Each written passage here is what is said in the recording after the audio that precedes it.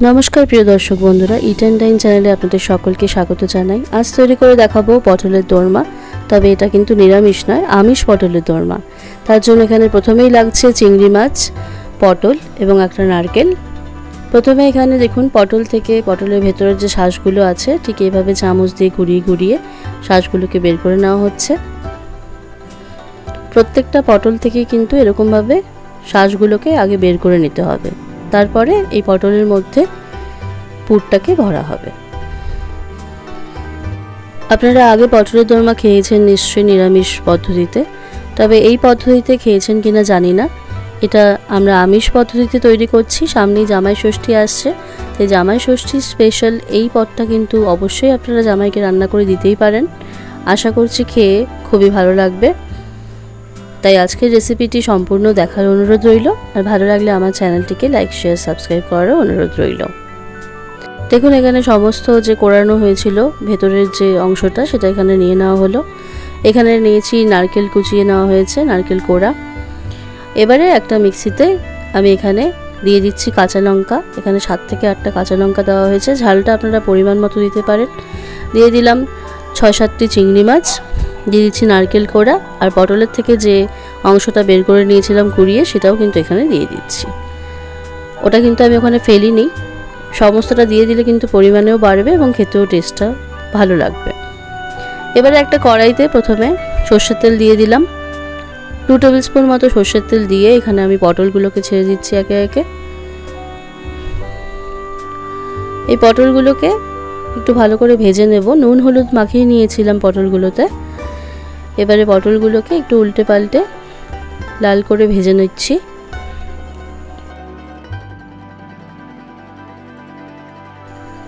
যে পটলগুলোর ভেতর থেকে শাঁসটা বের করে নিয়েছিলাম সেগুলোই কিন্তু এখানে একটু লালচে করে ভেজে নিচ্ছি। দেখুন পটলের রং কিন্তু চেঞ্জ হয়ে এসছে। এবারে পটলগুলোকে তুলে নিয়ে বাকি পটলগুলো এখানে ভাজতে দেব।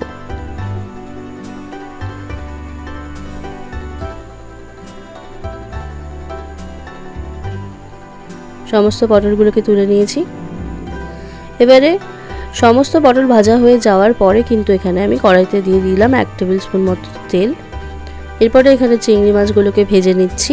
চিংড়ি মাছগুলোকে নুন এবং হলুদ মাখিয়ে রাখা হয়েছিল, সেই চিংড়ি মাছগুলোই এখানে ভেজে নিচ্ছি।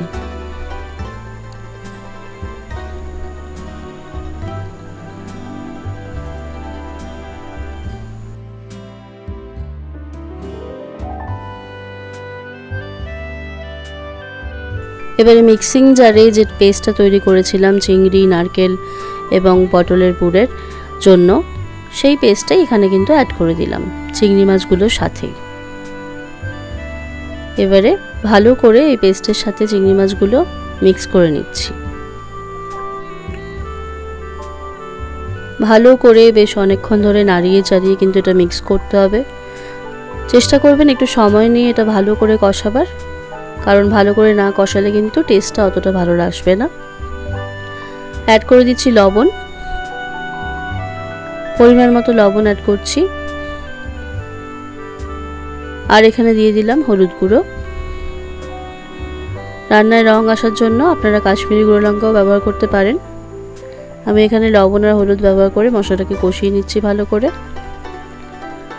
এবারে দিয়ে দিচ্ছি সামান্য পরিমাণে একটু চিনি, যাতে টেস্টটা ব্যালেন্স হয়। আর এখানে দিচ্ছি একটুখানি গরম মশলা, একটুখানি অর্থাৎ 1 চামচ মতো, 1 চামচের একটু কম গরম মশলা এখানে আমি অ্যাড করেছি। এবারে সমস্ত মশলাগুলোকে নাড়িয়ে চাড়িয়ে মিশিয়ে নিচ্ছি। ঠিক এভাবেই কিন্তু ধরে ধরে ভালো করে 7-8 মিনিট ধরে এটাকে একটু কষিয়ে নেবার চেষ্টা করবেন। যেহেতু এটা আমিষ পটলের দোরমা, তাই এখানে উপাদানগুলো যথেষ্ট বেশি, তাই এগুলোকে ভালো করে না কষালে কিন্তু খেতে ভালো লাগবে না, টেস্টটা ভালো আসবে না।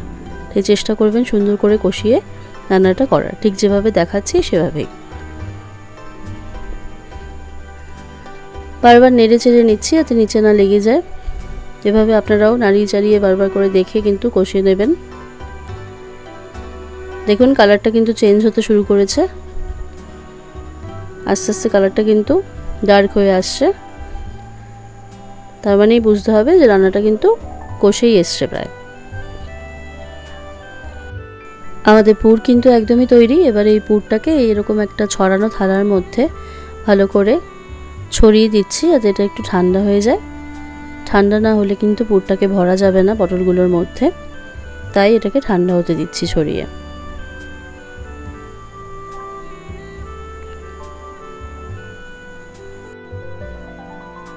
বেশ কিছুক্ষণ পর ঠান্ডা হয়ে যাওয়ার পরে এবারে পুরগুলোকে একে একে পটলের মধ্যে ভরে নিচ্ছি। ঠিক যেই প্রসেসে ভরছি সেভাবেই কিন্তু আপনারাও ভরে নেবেন।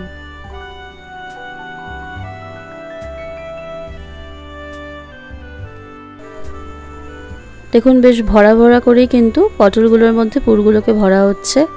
এরকমই বেশ খানিকটা পুর নিয়ে কিন্তু পটলগুলোর মধ্যে ভরতে হবে। একে একে সমস্ত পটলের পুরগুলো এভাবে তৈরি করে নেওয়া হলো। এবারে চলে আসি রান্নায়। কড়াইতে আবারও দিয়ে দিচ্ছি 2 টেবিল স্পুন মতো অয়েল। এবারে দিচ্ছি একটি ছোট এলাচ, 2টি ছোট এলাচ এখানে ফাটিয়ে দিলাম, একটা দারচিনি, একটা লবঙ্গ, 2টো শুকনো লঙ্কা, 2টো তেজপাতা। এবারে এই ফোড়নটাকে নেড়েচেড়ে একটু গন্ধ বেরোলে তারপরে বাকি ইনগ্রিডিয়েন্টসগুলো এখানে অ্যাড করব।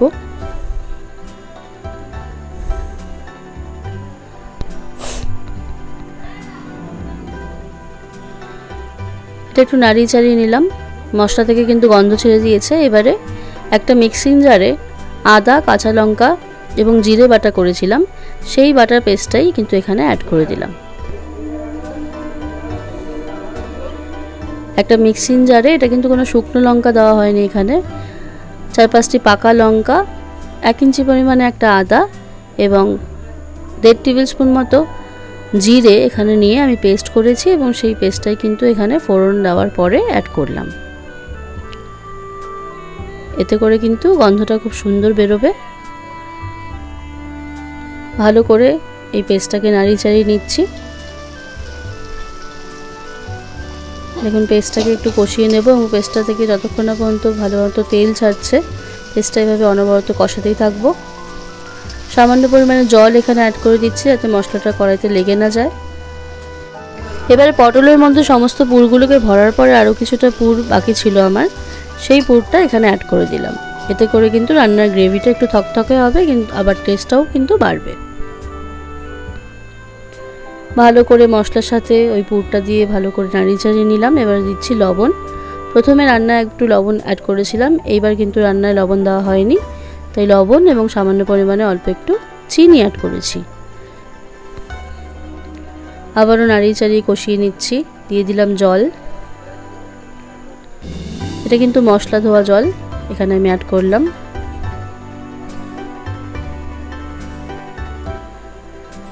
এই জলটাকে এবারে ফুটতে দেব। এই গ্রেভিটাকে বেশ কিছুক্ষণ ধরে ফুটিয়ে নেওয়ার পরে যে পুর ভর্তি পটলগুলো ছিল সেগুলো এখানে এভাবে একে একে ছেড়ে দিচ্ছি। আপনারাও দেখবেন যাতে গ্রেভিটা অবশ্যই ফুটে ওঠে এরকম, তারপরেই কিন্তু পটলগুলোকে ছাড়বেন, নাহলে কিন্তু টেস্টটা এতটা ভালো আসবে না। এবং এটা কিন্তু একটু মাখা মাখা ধরনের রান্না, তাই খুব বেশি গ্রেভি কিন্তু এখানে রাখার প্রয়োজন নেই, তাই আমি কিন্তু অল্প গ্রেভিতেই এই রান্নাটা করছি। আপনারা যদি বেশি গ্রেভি রাখতে চান রাখতেই পারেন। এবার এই পটলগুলোকে এই গ্রেভির মধ্যে একটু ফুটিয়ে নেব। একটু ঠিকঠাকভাবে পটলগুলোকে ছড়িয়ে দিচ্ছি।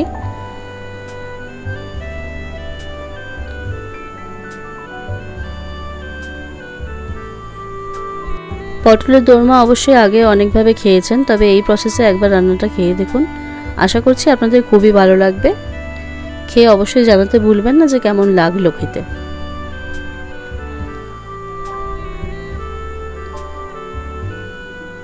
দেখুন ঝোলটা কিন্তু অনেকটাই ফুটে এসছে। এবার একটা ঢাকা চাপা দিয়ে দিচ্ছি। ফিরে আসছি 10 মিনিট পর। দেখুন প্রায় 15 মিনিট পর ঢাকনা তুলে নিলাম। পটলগুলো কিন্তু 15 মিনিটের মধ্যে ভালোই সেদ্ধ হয়ে গিয়েছে। খুব বেশি সেদ্ধ করবেন না, তাহলে একদম নরম হয়ে মিশে গেলে ঝোলের সাথে খেতে ভালো লাগবে না। ঠিক যেরকমভাবে আমি সেদ্ধ করছি এরকমই সেদ্ধ করে নেবেন, এতে পটলটাও ভালো মতো সেদ্ধ হয়ে যাবে, আবার গলেও যাবে না। একটু নাড়িয়ে চাড়িয়ে ঠিক করে নিচ্ছি।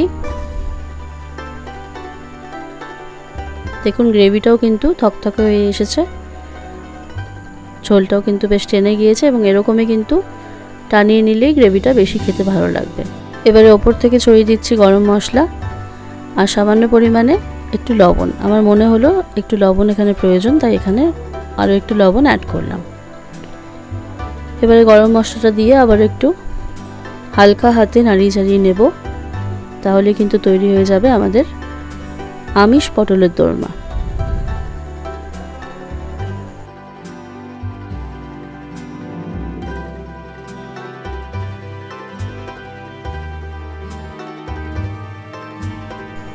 দেখুন আমাদের পটলের দোরমা কিন্তু একদমই রেডি। আপনারাও এভাবে বাড়িতে অবশ্যই ট্রাই করবেন। সামনেই জামাই ষষ্ঠীতে অবশ্যই এরকম একটা রেসিপি করে খাওয়াতে পারলে অবশ্যই সবাই খুশি হবে এবং করে জানাবেন কেমন লাগলো, এবং ভালো লাগলে আমার চ্যানেলটিকে লাইক, শেয়ার ও সাবস্ক্রাইব করে দেবেন। ধন্যবাদ।